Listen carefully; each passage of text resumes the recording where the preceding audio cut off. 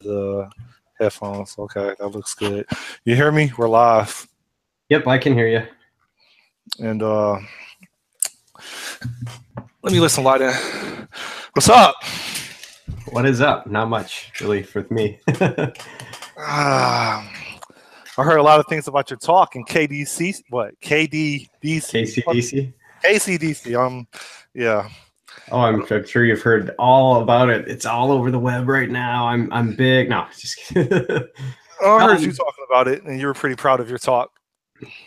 Yeah. It was my first conference talk, so that was good to go through it. I didn't get much feedback from it. I expected there to be some sort of conference like driven feedback system for speakers, and maybe there is, but I didn't tap into it or something. But I got some people came up and talked to me afterwards, and that was good. But right as I was leaving the conference center, some gentleman came up to me and said that that mine was the best that he saw during the conference. So at least one person really liked it, or liked it better than the other ones that he saw, which it could be that I was the best of the worst, but I'll take the compliment and just shut up on it. So, but were you nervous? Not as much as I thought I should be. You get those little bit, just a little bit of jitters I got, but I felt pretty prepared going into it, and pretty confident that I was okay on the content part. And so I got up, and once I got over the little bit of jitters and ums and ahs and stuff, I got in my groove and went right through it. So it was good. I think there was I started when I put it together, there was a lot of code examples, and I still had a lot of code examples in it, but I added a bunch of other like little things that I thought were valuable. And I think those little things made the difference. Like, here's some tools that are popular for, graphics, or if you want to find assets for your game, here's some free packs you can use to get started. And, here's some audio tools that you might not know about. And I did a little section on what game juice is. Okay. I'm not sure if you're familiar with that term, but basically there's two really good videos out there on YouTube. One's called Juice It or Lose It, and then there's one called The Art of the Screen Shake, which talk about game feel, which is another term for juice. And basically I read one place that described it really well, is that there's all this kind of potential energy built up in games, right? Like you're playing, and when you're playing a game that doesn't have good game feel or juice, all that potential energy is held up and never moved to kinetic. So it feels really, really just, plain and wrong. But you take the same thing and you start adding effects like camera shakes or explosions, particle effects, sound, audio, and you start to have more feedback, visual feedback with things, and stuff actually feels polished, and the game feels good. And so I added like screen shake, and then one of the things I added was, like, when you shoot bullets, they should actually fly out at like a varying speeds and slightly degrees off of center. And just those little kind of things like that make all the difference. So I thought I drove that home, and I don't know, it went pretty well. Was excited to meet all the people that I've only met on Twitter. I spent a lot of time hanging out with Jose Gonzalez, I think. Yep. That's his last name. I just call him Jose, so I never really thought of his last name, but spent a lot of time hanging out with him. North Carolina. That's curious for him to come out there. I assume he paid his own money to come out there, unless he was a speaker. No, he wasn't a speaker, but travel wasn't covered anyways. But yeah, he flew out, and I was happy he did, because we spent a lot of time kind of talking and stuff, and at the after parties and attendee parties and things like that, and it was a pretty cool deal. I met Dave Rail in person. I don't know why I keep thinking you guys already know each other. I keep thinking you guys are like BFFs. Like, I keep thinking you guys live in the same city. I don't know why I keep thinking that. Oh, we know each other, and we talk regularly, but we're like, we haven't actually met in person. Okay. Until now. So now I've got that one under my belt, and So a bunch of other people. Deal? You get a book deal? A book deal? No. Why would I get a book deal for? You just get a conference talk. Oh, okay. So is that the next logical progression? I would have thought that you give a conference talk, and then people start emailing you or messaging you to see if you're interested in writing a book or doing a training series. Oh, I got a book. I got a book request for writing a book. Oh God, when was that? Two years ago? Maybe it was a year ago. Actually, it was last year around my birthday time frame. I had wrote a bunch of articles on Electron, and Manning was looking for someone to write a book about it. And I was scratching the surface of Electron, so they ended up going with a guy named Steve Kinney, who I later interviewed. And I'm sure I haven't looked at it, but I'm sure he's done a pretty good job with it. So he finished it. He finished the book. I don't know. I should check that out. People reached out to me for one person reached out to me for WPF, another one for F Sharp. I'm like, you got the wrong dude. Like I know what I need to know. I know WPF really, really well. At least I used to, because I did my certification for it. Mm-hmm. But I don't know. It's kind of humbling for someone to think you're an expert and to think that you're a potential author. In a way, I kind of want to write a book and have it published by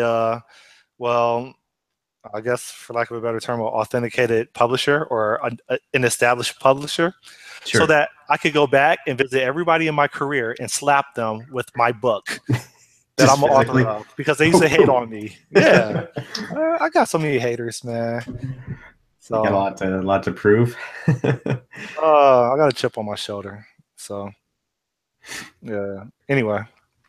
Well, I did get that reach out once. So, but I guess it was in reverse order, because I should have spoken at the conference first, and then I would get it. But about the only thing that kind of sucked about it was I got sick right before the day of that I was leaving. And I've still got this kind of just feeling. And so I was kind of off all week, but it was a good experience. One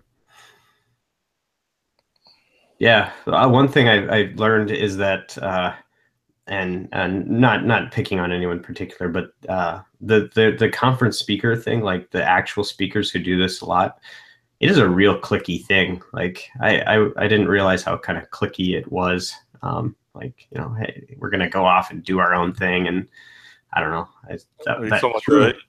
The elite. Yes, people? The elite.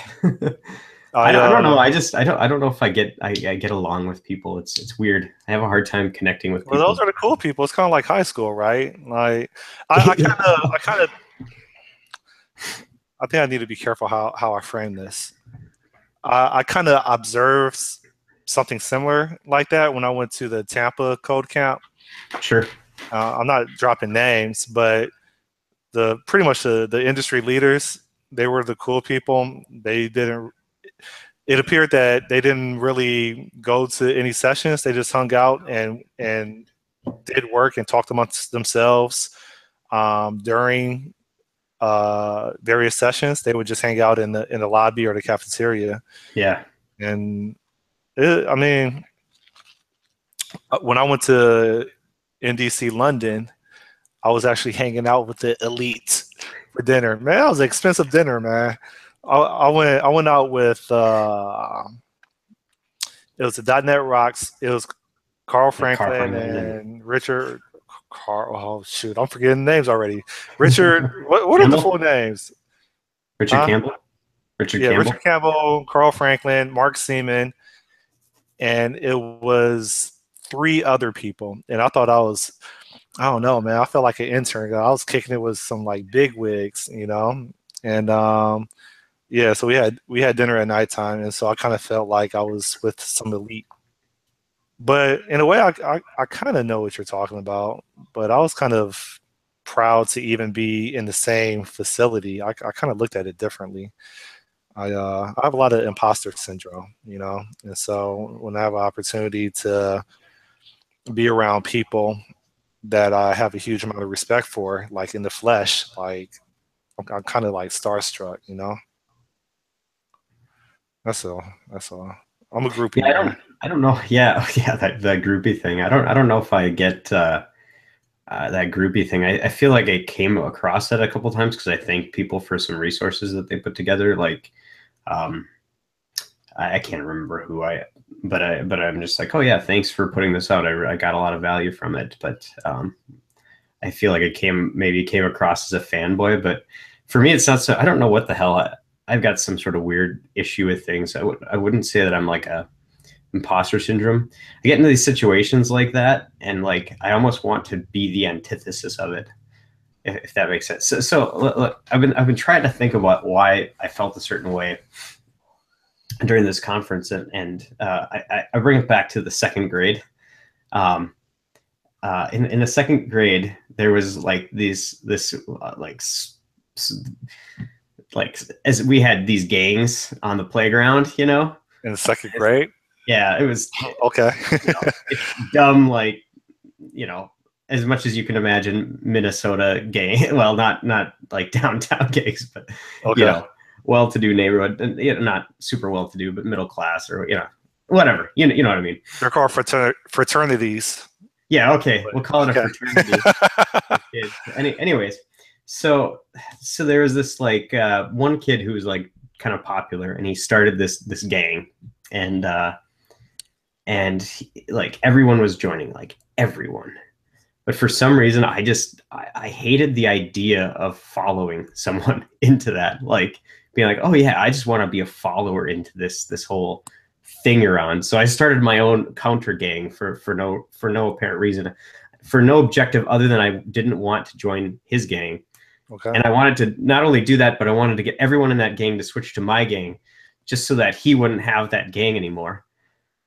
For some reason, I had this weird feeling over the conference, and certain, you know, just little subtle things that happened that, like, I didn't want to be part of the main crew. I want to go do my own thing and get I don't know, start a counter revolution to. How did that work out for you? I didn't do it. I'm just saying that's the stuff that I the same kind of sentiment, the feelings I got, that it was almost like I rejected the idea of trying to even, you know, remotely get involved. And part of it is, you know, like maybe I come out of it from some sort of feeling where it was like when they got cliquey and it was just hanging out with it. It was like, well, you guys are like big conference speakers. Like I'd be happy just to talk to all the people that like are at the conference, and not to say that some of them don't. There are a lot of approachable people. I'm probably just talking to myself in a circle. I'm reading way too much into this event. No. But anyways, the big thing I got out of it too when I got done is like, what's next now? This was the last like major thing that I had planned for, like as like a life event. So what do I do from here? That's the question. Turn a chapter and focus on solving a different problem. Yeah. So do you think you've conquered computer programming at this day and age? Do you ever want to solve other problems, or just want to focus on things that may be more important or have more of an impact? Like, I don't know, family, friends, bucket list. I don't know. I certainly want something more. I don't know what though. Like some people just are like, I want this. I'm just like, I want something, and I have no idea what it is. I don't know. I wanted to like start a business or something, but it always comes down to that ideation part, and I have no idea what to do. And yeah, I keep looking, but start an open source project. Yeah. So speaking of that, what's Nikizi then? No, I was directing that towards you. Like, have you considered doing? Notice how I avoid the question. Yeah, I've started lots of open source projects. Okay. But then I rewrite it 3 or 4 times, and it's like I don't know. You have contributors, or is it pretty much no? It's just they're just my own little side projects things. I don't. it might come back to that again, that feeling like I don't want to be part of someone else's tribe. Like, yeah, I don't know. Mm. Was there some type of religious influence into your that type of feeling that you have? Did you come from a background where you were it was instilled in you to not be a follower of, I don't know, other people? No, no, not that I know of. I mean, I grew up Catholic, so I mean, there's I nothing mean, it about was that. instilled in me. I grew up as a Jehovah Witness, and so the whole notion of Jehovah Witnesses is for them to remain separate from the world, quote unquote. Um, Oh. and so I think it's a gift and a curse. I think I'm very proud, you know, to not always want to fit in just because everybody else is doing it. I think the curse is I'm socially awkward, and that's not me like convincing myself by just by making that type of I don't know what you call it. What's the word when you affirmation? No, it's like the way I was raised dictated the personality that I have, and certain things I just can't relate to, you know. But I was just curious when you said that you can't relate to clicking up or well, yeah. So you can't see yourself joining the prison gang if you have to do hard time. Uh, maybe out of like survival, but Yeah, I don't think I'll ever go to prison. that's a good thing. Just I don't think I would. If I ever did something that would drive me to that point, I don't think I would stay around to find out. So Yeah, I don't enjoy life that much to be caged up. So yeah. Well, things happen. I think a lot of people get locked up for things that they did not plan for. It was just a random event, and things happen, and they didn't have time to process it. And now they're doing 20 years. So yeah, yeah. yeah, Yeah, and I mean, I'm not saying that I wouldn't potentially ever end up in that situation. I just, if it ever happened, I would do something before I would go to prison. Probably.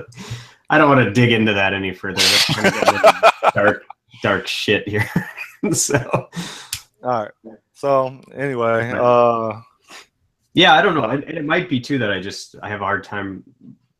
I just have a hard time clicking with people in real life. So maybe it's like I don't. That's my excuse for not, uh, my excuse for not talking to people is like I don't want to be a joiner. I want to. I don't know. I get into like starting a lot of things too. Like I've always been I want to go start something new and get it going. I don't want to be join someone else's like yep. thing in progress that I'm not helming or near the helm on. So yeah, build my own empire. It's just they're all really, really small and go away after a couple weeks. So but yeah. So you're gonna talk about this Nikiza then? Nikeza has been an emotional roller coaster for me because I'm so crazy that I actually care about software development. Go figure. Yeah, it's something that is personal to me because I'm not going to go too deep in it because I'm sure I've shared with the world my strategy and what I believe are my obstacles based on the color I'm wrapped in. So as a result, in order to demonstrate that I deserve to have opportunities just like the next man, when those opportunities aren't provided to me like they are to others, I feel that I have to go my own way and demonstrate that the only way that the only reason why you're not giving me opportunities is because it has nothing to do with me being qualified. It has everything to do with you just not liking me. So with that said, I kind of look at open source as an opportunity, aka strategy, to be undeniable. So if everybody says no, I'm not going to give you the opportunity to enhance your experience and lead a team and build something that solves a common problem. No, I'm not going to pay you. I'm not going to pay you to do that. I'm going to pay one of the good old boys to do that. Even though you're way more qualified than they are. Then I look at open source as no one can tell me, what I'm not capable of, and that, the sky's the limit. And it demonstrates that, well, I think it demonstrates people's character, that there's not necessarily upfront a financial incentive for them to build something that solves problems. And they have the ability to do everything that a funded project would require. And so I kind of look at open source as, well, if they say I can't lead a team, then let me do an open source project that demonstrates that I led a team. If they say that I can't build any complex application, well, let me go ahead and build some complex application. And so I look at it as a hack, or as a different path that maybe most people haven't considered, to continue building my resume and to continue to basically do something that people can't deny I've done, Sure. So that's Can you give a conference talk on that then? Sounds like a good deal. I mean, how's it going? I mean, like you said, it's a roller coaster, so obviously it sounds like you might be in a down spiral right now, or everybody will probably abandon the project after I say this. I mean, when can you be real and honest without offending people? Well, never. I mean, like you just, I mean, you can't, like, I mean, people can jump on you for just about anything. So. They did. I fell out with a cop over the weekend, almost got locked up. But anyway, I'm not going to talk about that. So like,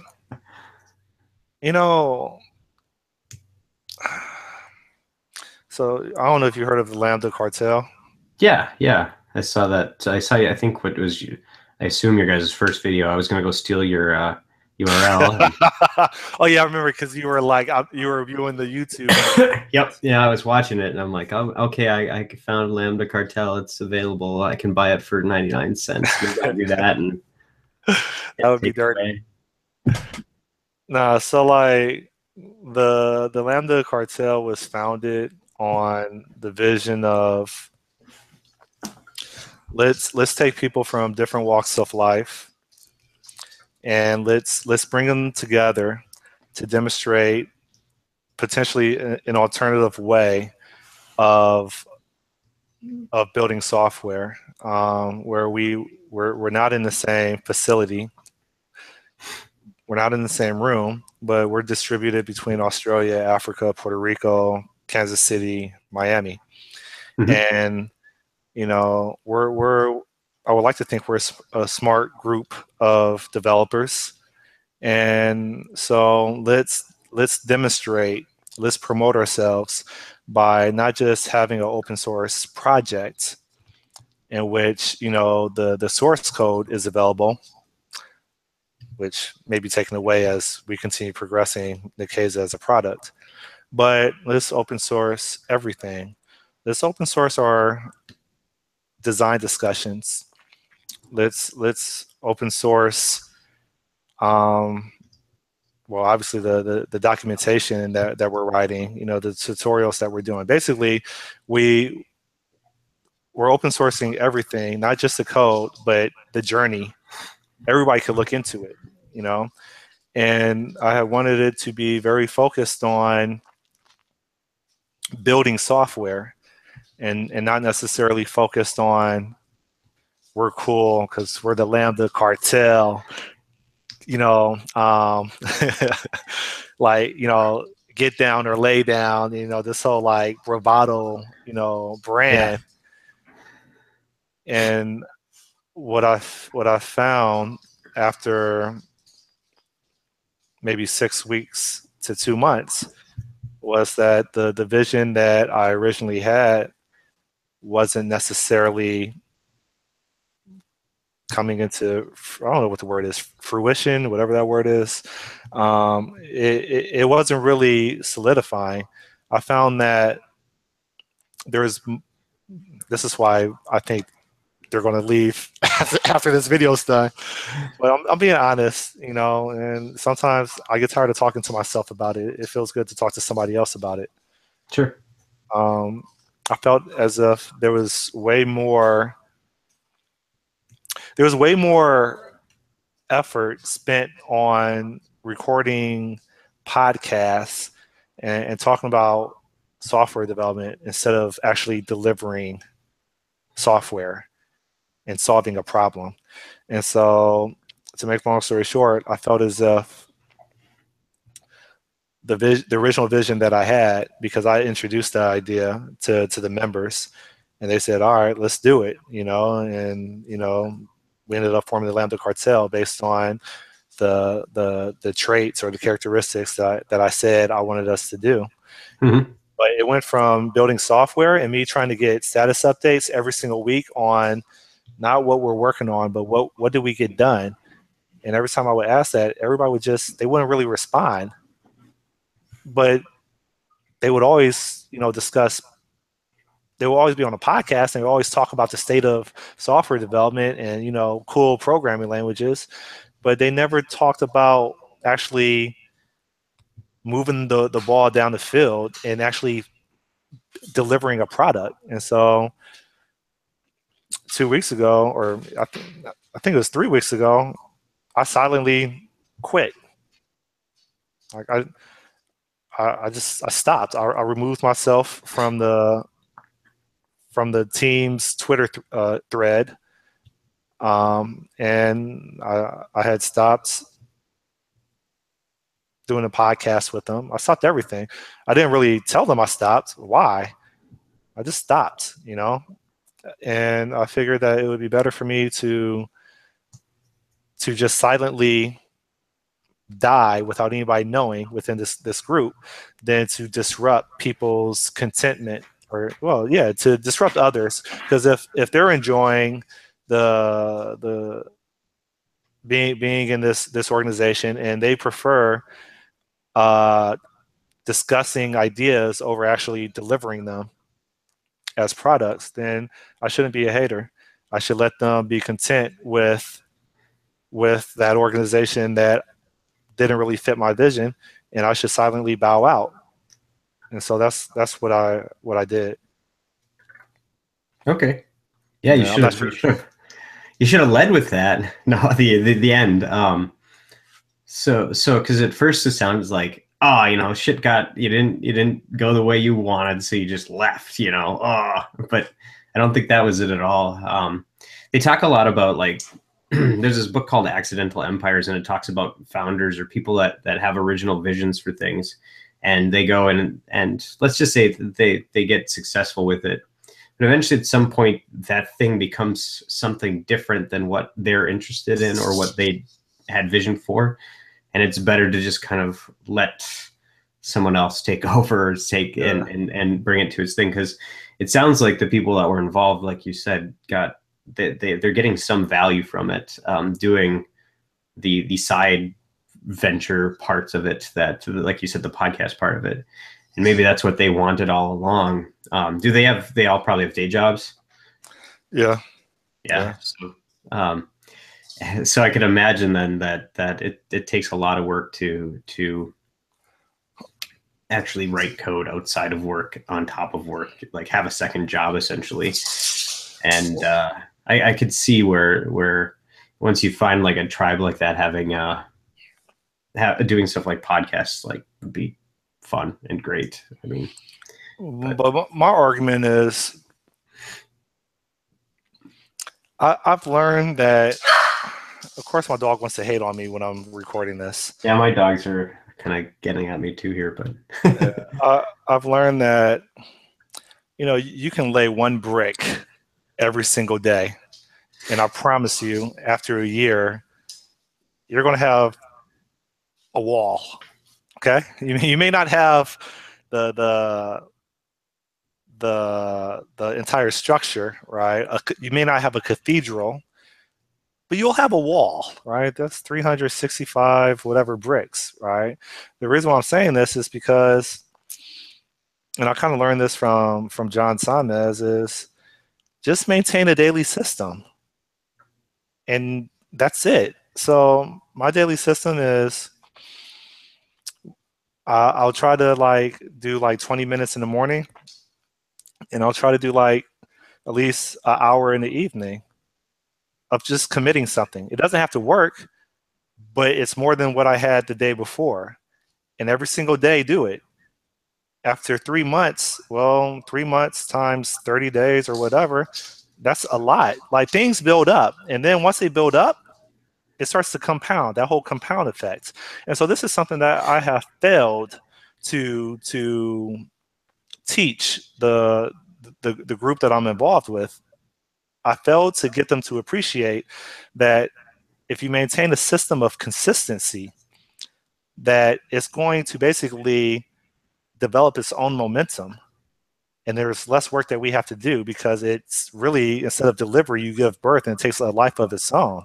But I failed to teach them that. And so I'm pretty hard on myself, because again, I looked at an open source organization as a way for me to demonstrate how awesome I am, one of which is being a leader. And once I realized that I was failing as a leader, it's like, it's a hard pill to swallow, that you feel that you don't have what it takes to motivate others that are extremely talented. But I failed to motivate people. So I'm like, oh, let me silently just go away and fade out of existence,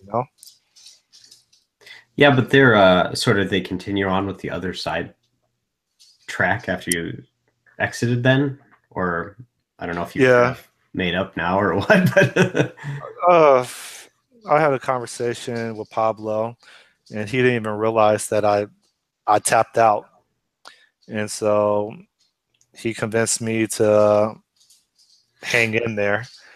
And so I'm like, he's like, "Oh, Scott, you can't leave. You created this, and if you leave, I leave. I don't want him to leave, but at the same time, I'm not here to talk. I'm here to do. Period. And I want to be recognized as someone that delivers, not someone that talks the talk but never ever walks the walk. And so I feel like it kind of goes against my character of what I stand for or what I would like to stand for, whatever reality is. And so to make long story short, I think I'm on the fence right now. I'm half in and half out. I I don't want to go full throttle as a member of the cartel if they're not going full throttle in delivering, period. So if they're not working on that particular open source project, even if they found something uniquely better about it, that they feel is valuable, that's just not driving with what you desire then. So my belief system is, if they would have found something quote unquote uniquely better, then they would be working on that right now. Well, are they still doing like the podcasting thing itself, or? Yeah. Okay, well, that might be the thing that they found that's better. Well, I guess so. Not all of them. So there's been two of them that have been pretty consistent, as in consistently producing value with emphasis on consistent. So I don't know. It's something that I at least had to try, and it's not really working out based on the way that I had intended. I don't know. More about more about the current state. Well, you and Pablo's kind of like the VP. Well, he takes the lead in the marketing part, but you two are now, and whoever is viewing this, know more about my current state within the cartel than the other cartel members, which probably isn't good. But whatever, whatever, man. So that's it. How would you handle it? How would I handle if I started something and organization and it doesn't really turn out the way that you envision, and you don't want to be a dictator. You try your hardest to encourage and to keep getting people to focus on the original intent of why it was created. But all your efforts have been futile. Would you use the same approach that I did? Would you, like, have you been in that situation before?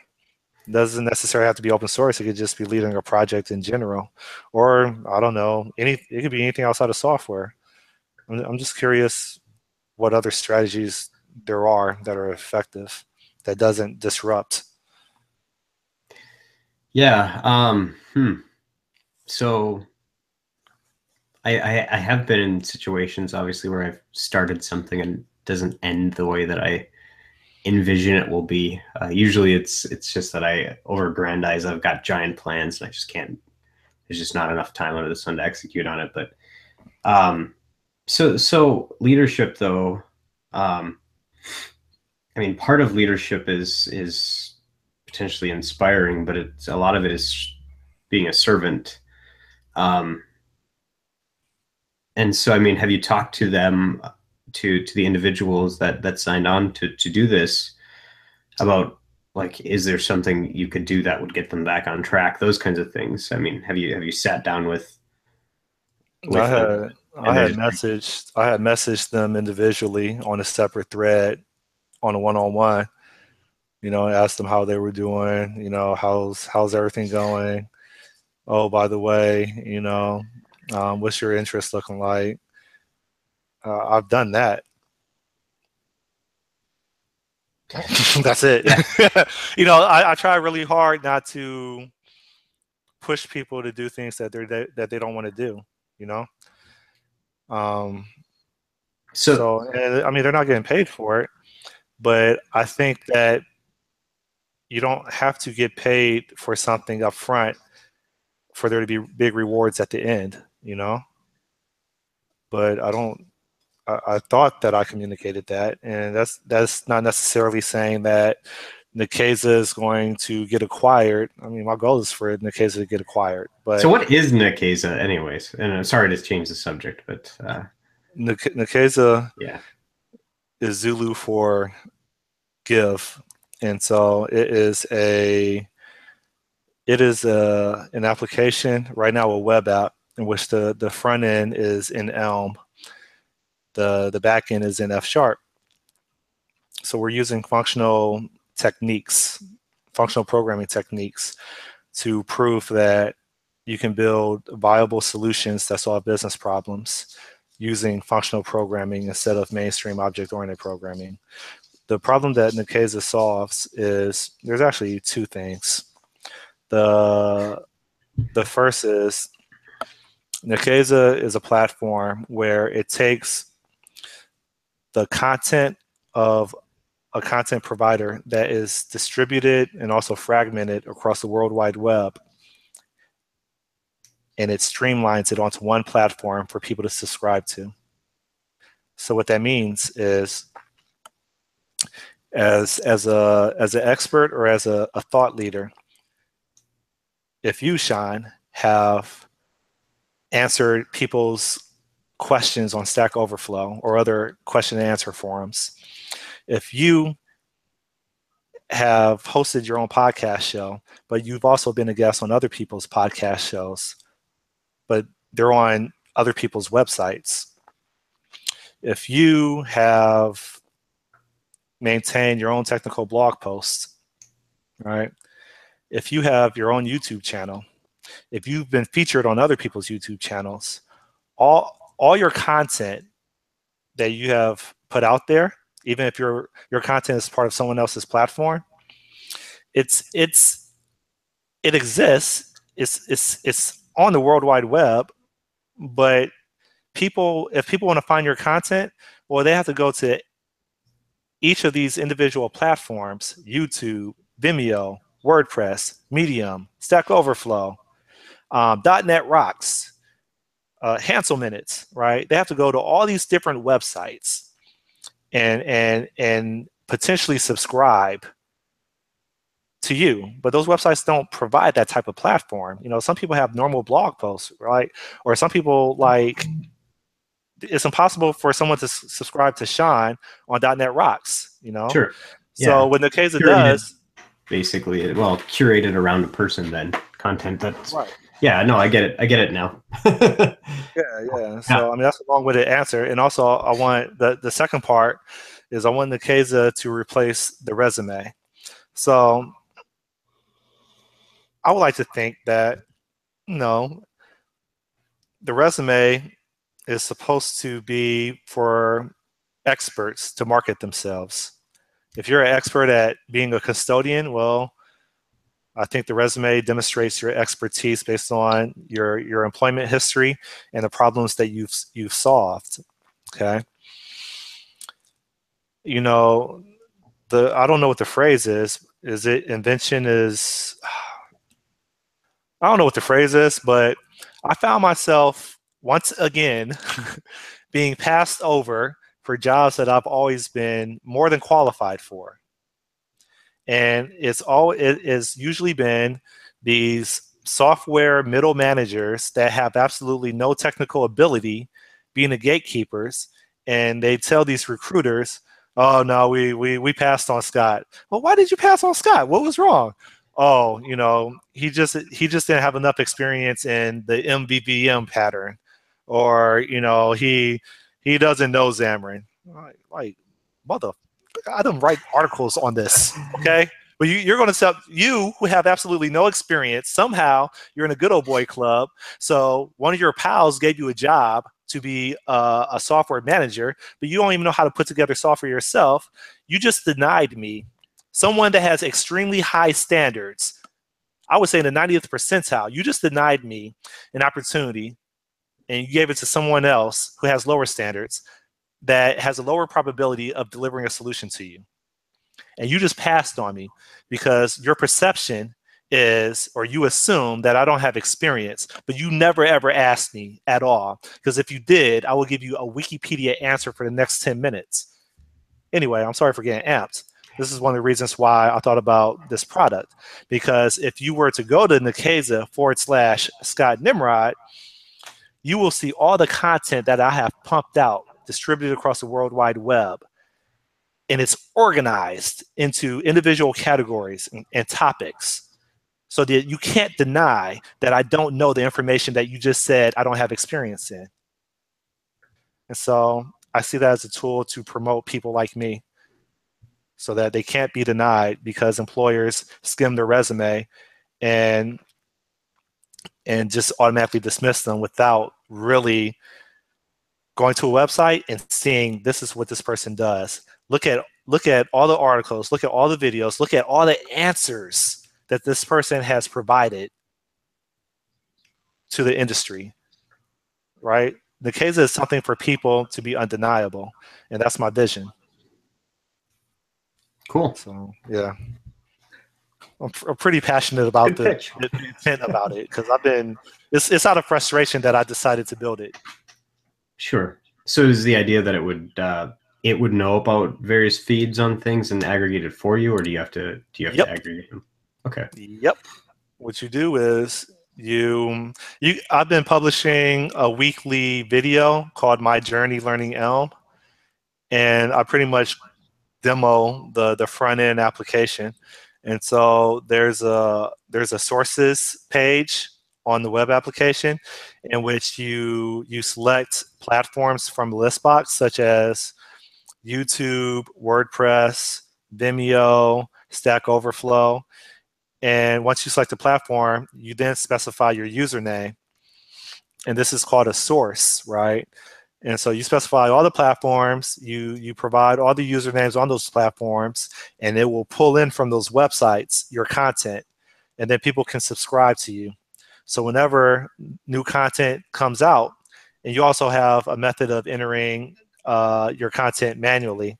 So if you're on .NET Rocks, well, you can just put in a link called .NET Rocks, add a topic, and go ahead and publish it, and your followers will receive a notification that you have new content out. So again, it's really platform agnostic. You just Nikeza is like the price line of experts. You know, it's the gateway. Okay, cool. Yeah. So I'm taking investors. Well, I'm excited about it. But the thing is I've been working on this is I also learned Elm. I use Nikeza as a project for me to learn Elm, the programming language. And so the front end or the actual web client, it's pretty much done. And now like it's been the server side that it's like I've just been waiting on, and now I'm actually jumping on the server side to expedite the process. I want to ship it. I want to put it on my resume so people can never ever say I didn't deliver a web application. So this whole thing about being undeniable, you know? Sure. So anyways, back to your question about what would I do in that scenario. I have really no idea, man. I don't know if I've ever really been in that kind of scenario where I've had expectations of others where I really depending on them or want them to do something a specific way. I mean, all I can imagine is that you discuss it with them and make it clear the intention, but if it's I don't know. Yeah. I mean, at the end of the day, they're not getting paid for it, but yeah. So the whole motivation thing and why, and some people are more motivated than others. You obviously have a specific goal in mind and a specific thing you want to accomplish. Other people aren't the same. And I guess that's the deal with working with people is they don't always match your expectations, and that kind of sucks. I've had someone in my job recently that's been very difficult to work with, and it's extremely easy to just try to think of that person as not good at things or that they're just terrible or whatever, and you feel that maybe you feel that way, but that's the easy way out to succumb to that. It's usually when people aren't doing things that they're just mismatched to either the job or to the expectations of them, or the particular problem they're trying to face, and they might do extremely well in another situation. So but yeah, I don't know.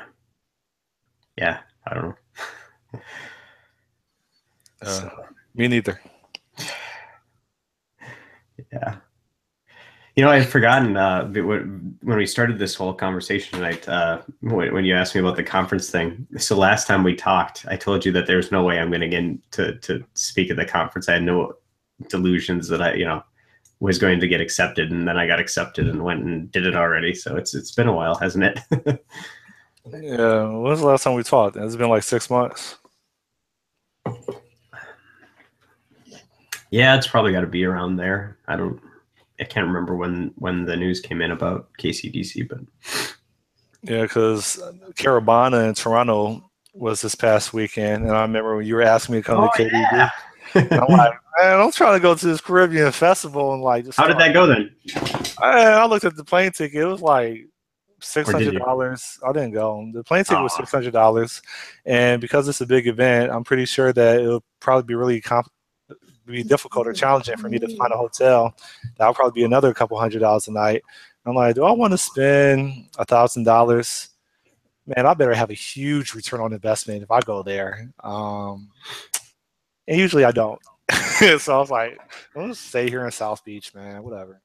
Sure. So what else is new? Well, so since I missed Carabana, I'm going to get my weekend getaway. So I'm thinking about going to the DR again. It's either the Dominican Republic, go back to Cuba. I like Cuba. I was there like 3 months ago. I would love to go to Asia, but I can't get that in within a weekend, Like, I want to go to Bangkok so bad, man. Oh, but I guess I'll just settle for like, something in South America or the Caribbean. First world problems, huh? Yeah. Where do I go for my weekend excursion? You could just head north, go up to Canada, or no. No, I'm from up north. No. Oh yeah, I forgot. From Ohio or whatever. Yeah. Yeah. You know what it's like to have cold, I suppose. I don't miss it. I like palm trees. I don't understand how like there's a murder rate and there's like palm trees out here. Like it's so peaceful. Like why? But whatever. Um, where's your next vacation at? Me? Yeah. Oh God, I don't know if you'd count this vacation. Later this month, I'm doing a canoe trip with some old work buddies at the Boundary Waters in northern Minnesota. So up by Lake Superior, Canada. The Boundary Waters are kind of between Canada and Minnesota, right south of Canada. I don't know how to describe it.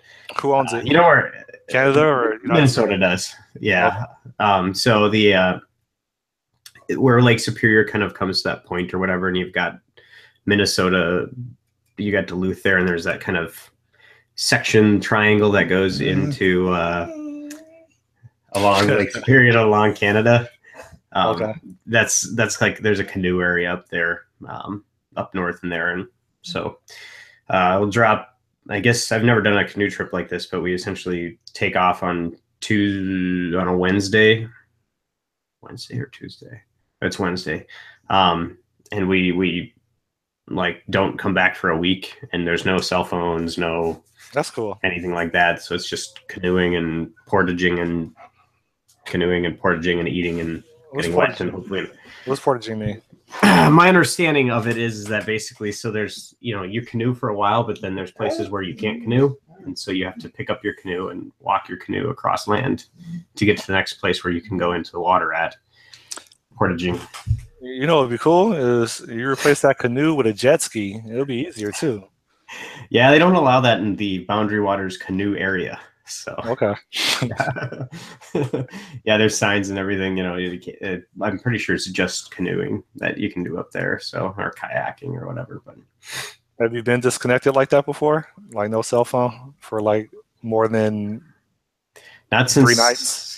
Yeah, not since I didn't have a cell phone at one time, but it feels good. It makes me lose track of time. When I was in Cuba, I was disconnected, so it felt good, man. Especially as a techie, it feels good to not be connected, and just take time to like. You don't get a notification, like you get to like I don't know, live like an animal and just enjoy things, without always being like interrupted. And I think like notifications are like they're like a stimulus, man. It's like, oh, someone wants your attention, and you're like, oh, who wants my attention? And you go to your phone and see who sent you a message. Like yeah, it's that whole habit forming product thing. There's a book called Hooked, I think.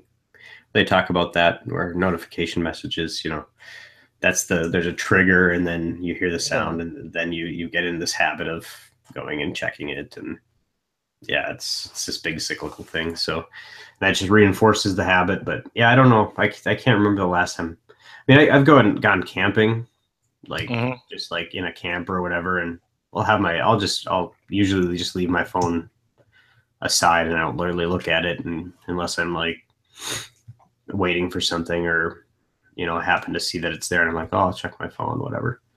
But yeah, I'm going camping this weekend actually, so probably do a lot of that.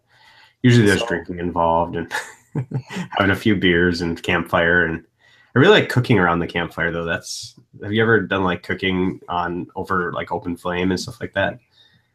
No. My father used to take us camping religiously. We used to go to this place called Salt Fort somewhere in Ohio. I think it was in Ohio somewhere. I enjoyed it, man. Like when I have kids, like I'm gonna be like the ultimate corny dad. I look forward to it, like just going camping and like. My father convinced me of this thing called a creature called a squirrel, and I believed in it. It was basically a T-Rex with a squirrel head, and when we go camping, like the car would be in a different location.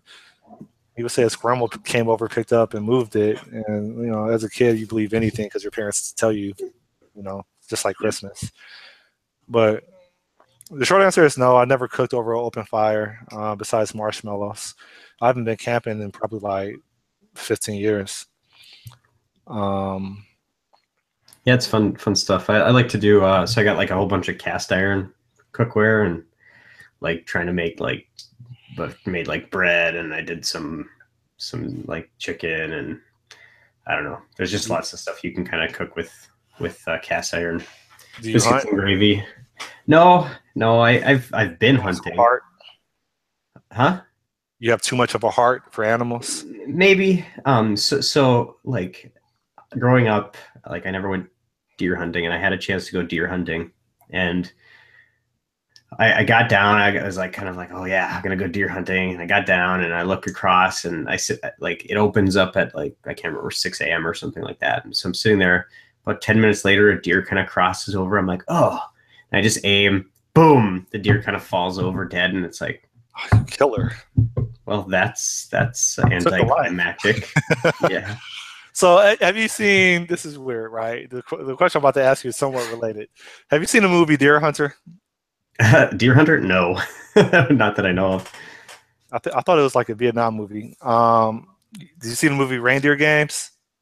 I've heard of it. I don't think I've ever watched it. Oh, you don't watch movies, man. I do watch movies. I just don't watch those particular movies. You're a millennial, man. I can't relate to you people. Yeah. I'm just north of or south of being I'm on that edge. I think I'm in the upper millennials range. Yeah. So, but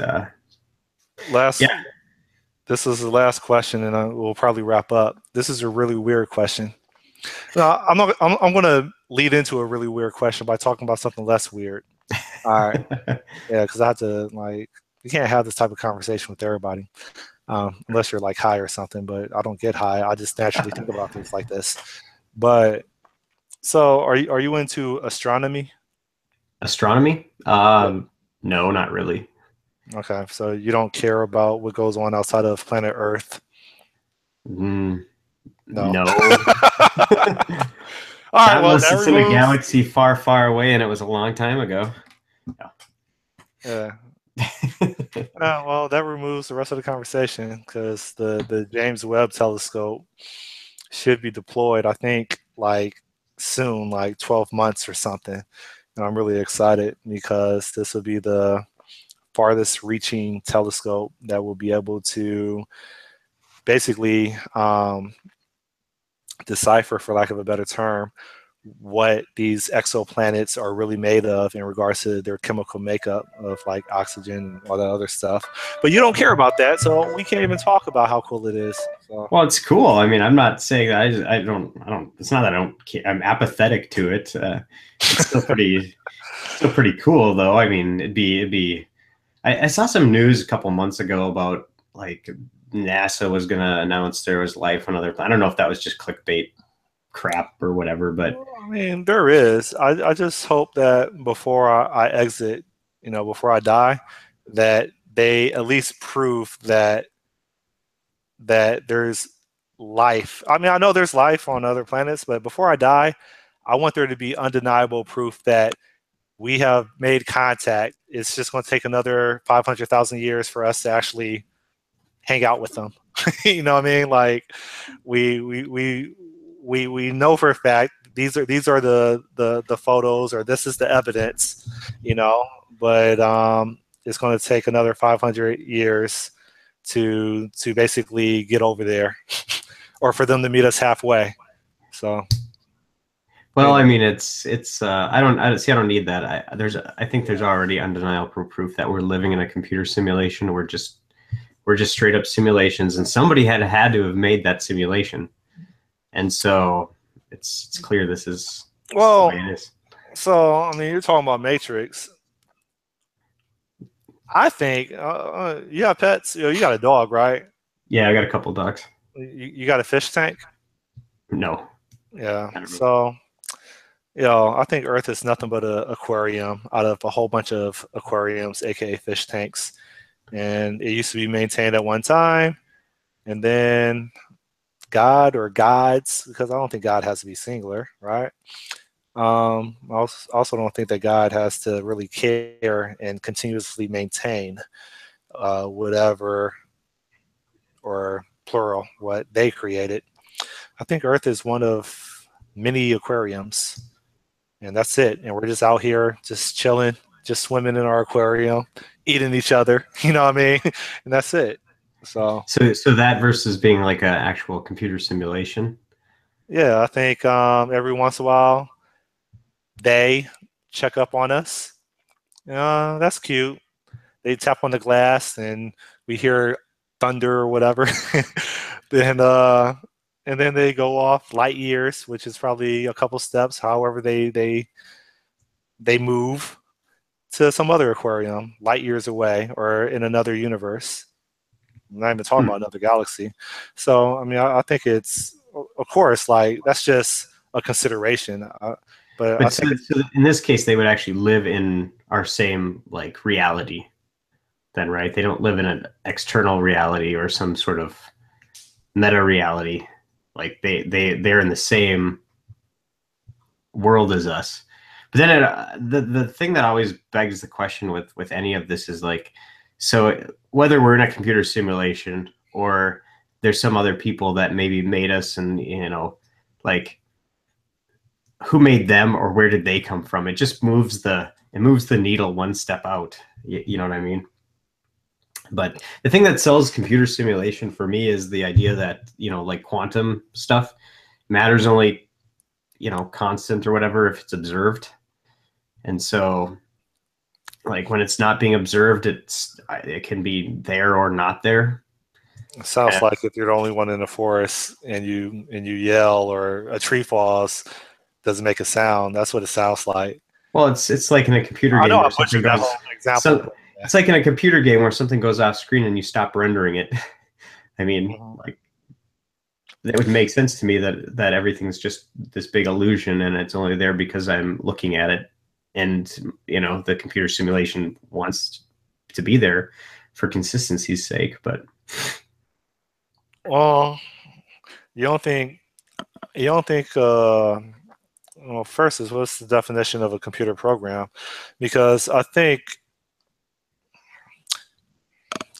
I am willing to entertain the idea. How about that? Is that human beings are advanced aliens to other life forms outside of Earth, because we have music and we have software. Like I would be very surprised if advanced life forms in this galaxy or other galaxies have software. To me, that's man-made. Like that's a human marvel. You know what I mean? They may have other systems, but like if you say that perhaps you and I are really avatars and we're this whole thing is a simulation, well, a simulation as in like there's like some software program that is running, because I still think software is man-made. I think it's something that's unique to human beings that took us what, 50, 60, 70 years to discover. I don't. Well, millions of years technically, I suppose, to discover, but well, humans weren't on the Earth for millions of years, but I wasn't here millions of years, so I guess I can't make that claim. Yeah, I don't know I thought, well, I guess, yeah, humans, Homo sapiens, I don't remember when they're supposed to have come around, but still, I mean, even that's even up for debate, because the idea is that the simulation could also be completely injecting human history into like there, like we're putting together dinosaurs. Well, dinosaurs could have been just like a creation of the simulation. Like, what wouldn't it be cool if we put these like bone fragments into the simulation that look like these old creatures, and then humans will find them and it'll be kind of this cool to test our faith. I've heard that argument before by a certain religion. Yeah, it was put there to test our faith. Test you, yeah. Or we'll put up evidence of this kind of evolutionary thing. Although it's totally, I mean, legit to think of that evolution itself, we could just be a genetic algorithm. You know, it's a teleological system for creating teleological systems, I guess. So the biggest question that everybody has to think, well, no, because I live in Miami, and these people don't think about things like this. They think about celebrity gossip. They think about their Maseratis. Like they don't think about. I'd like to think about my Maserati. So they don't think about deeper things, right? But like, why are we so different from all other creatures on this earth? Out of the potential millions of species of life forms on this earth, why are humans gods walking around on this earth? Like, that's the biggest question. Why are we the top of the food chain? Well, somebody has to be. If we weren't, then the next thing would be. No, but you don't understand. Like, we, besides us and maybe orcas and very few other mammals such as apes, bonobos, and yeah, we are the only creatures, right? And it's always mammals, but a subset of mammals where we're the only creatures that will actually use tools to further our agenda, right?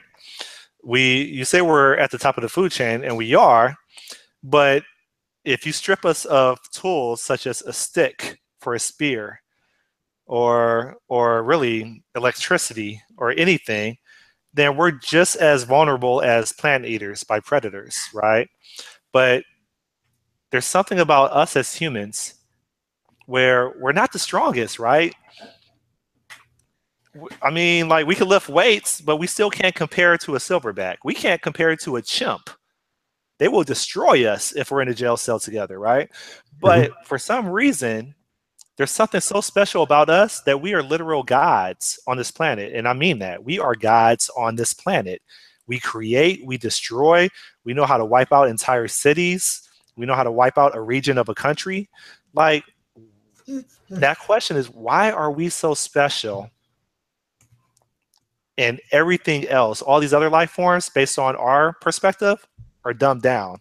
My dog is pretty smart. My dog knows how to sit and roll over, and she knows how to bark whenever she needs to go to the bathroom for me to let her out.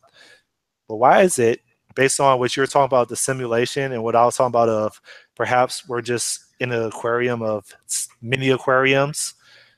What was the point of, if there is a creator? Maybe there's not, but I mean, I see in color, I smell scents. This body is a vehicle. I have a respiratory system, a muscular system. My favorite is my reproductive system. Like, there's a lot of engineering that went into this me as a life form.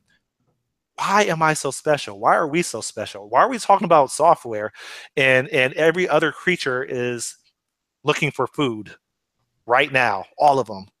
Like, that's well, they're not. As soon as we find out that answer, I think we have the answer about life in general. I don't, they're not necessarily all looking for food. They might be using their reproductive systems as well. Well, if it's like me, that's only a fraction of time. The majority of the time, it's looking for other things. But yeah. Well, I mean, it's, you know, human, like, evolution, or the evolution of animals and species, and to lead to us. I mean, it kind of makes sense that that some species would use intellect versus brawn, you know, to actually further advance its evolutionary state. And something is just going to eventually, I mean, we could presumably wipe out every other animal on the planet and just be us, but we're doing that right now. But yeah. Yeah, well, not cows. I mean, how are we we're not gonna ever wipe out cows. We've got to have McDonald's burgers, man. And chickens, man. There are probably millions of chickens. We eat millions a day, so there's got to be more than billions of chickens. But I mean, that whole idea of the body being engineered or whatever. I mean, genetic algorithms, or the idea of evolution is really great at producing, you know, systems that work. I mean, you can write them to do that very thing. But why are we so advanced, and why is there like the missing link? Why isn't there like kind of like middle of the road. I mean, maybe it's just that there's got to be a difference enough between sections of animals for it not that particular strain to die off.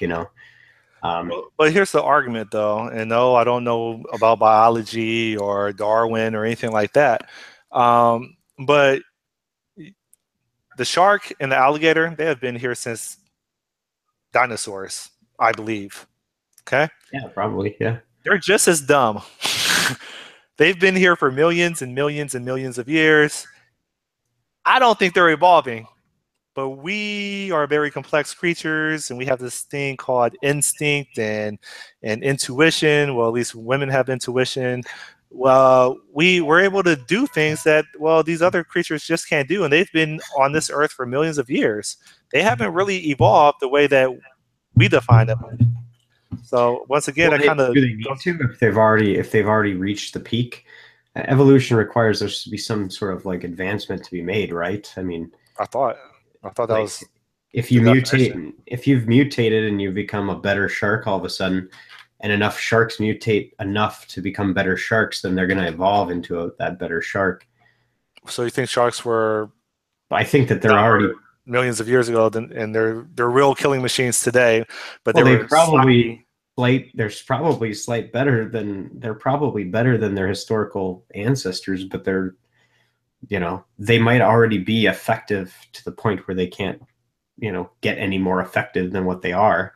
I mean, maybe they've reached the logical end of what's possible from a shark. And plus, I mean, and you got to take into account too that they're part of an overall system, right? The idea that if they weren't in place, if predators weren't in place, then the dumber fish would take over the planet because they would be just like people. There's no predator. And so we've evolved beyond the place where predators matter for the most part. Okay. So then we evolved into, well, what are we doing here now? And trying to come up with bigger problems for us to actually attack. But I don't know. I think you put some time thinking about it. So yeah, it's I don't know. I kind of like the whole religious philosophy part of this kind of talk too, but it's hard to get anyone actually because it's short and simple. Because it's short and simple. The religious explanation for why things are the way they are. Well, no, I'm just saying in general, talking about when you get into questions about why and you get into questions about God, like not a lot of people want to actually talk about that. It's either they've already made up their minds, like this is how it is. Yeah. Or they're like, I don't want to talk about it because it's like politics or blah, blah, blah that I don't want to touch. And so I don't know. It's kind of like programming. They're invested in their belief system, and it's not going to change because that means everything that they was doing, everything that they believed in or all their practices weren't necessary. And they don't want to accept that, if it was the wrong thing or the inaccurate thing. So people hang on to it because, well, this is who I am. Well, and that's perfectly fine. It's more about the idea that just like you can't talk about it, but I don't know. And this is how conversations end. And see, it's like we can talk about politics. I mean, that would kill it for sure too. Hear about that Google email or memo? Oh my gosh, no. Oh, for a second, I thought you were serious. No, I'm not going to talk about that. I don't even know what you're talking about. Oh, the whole internal memo thing at Google where somebody wrote a manifesto about diversity and blah, blah, blah. And there's like pitchfork brigades and there's, I don't know. It's a crazy scenario. Look it up. It's been in the news all week, dude. It's on Twitter and Medium and everyone's just. Did they say something racist about it or? No, it was about gender diversity and it was one of these articles I think not articles, memos or manifestos where a guy was basically like, look, there's biological differences between men and women, and that will account for why we are doing this, and I think he was arguing against having specific like gender inclusion policies or something like I don't remember. I skim it. That's just another thing that's people are getting too freaking like up in arms about, and there's just, I don't know. I get angry when I read stuff about like that. So, well, maybe offline you could tell me how you feel. So, I definitely think that as much as one is, I think we were created equal. I really do believe that.